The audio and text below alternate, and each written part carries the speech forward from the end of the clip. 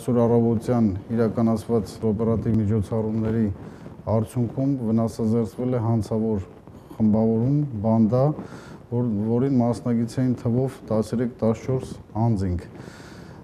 Վնասազերծմանը իրենց մասնակցություն են ունեցել ոստիկանության գրեթե բոլոր ստորաբաժանումները, միամուռ կերպով անցկացնելով լայնածավալ միջոցառումներ։ Մինչ այս պահին դեռևս Երևան քաղաքի տարբեր հատվածներում կատարվում են խուզարկություններ և որոնողական աշխատանքներ հանցավոր բանդայի մնացած անդամներին հայտնաբերելու ուղղությամբ։ Վնասազերծման պահին ոստիկանության աշխատակիցներին դիմադրություն են ցույց տվել, որոնցից մեկը փախուստի դիմելու ընթացքում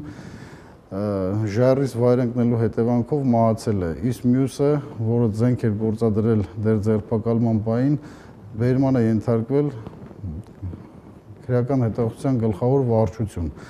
Դեպքի վայրի զննության ժամանակ հայտնաբերվել է ինքնաձիգ, զենք գործադրած ատրճանակ, ինչպես նաև տարբեր բնակարանների խուզարկության ժամանակ մեծ թվով զենք և զինամթերք։ Հայտնաբերվել է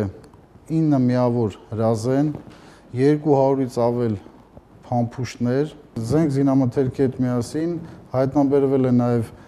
դիմակներ, ձեռնոցներ, որոնք օգտագործել են հանցագործություն կատարելու պահին։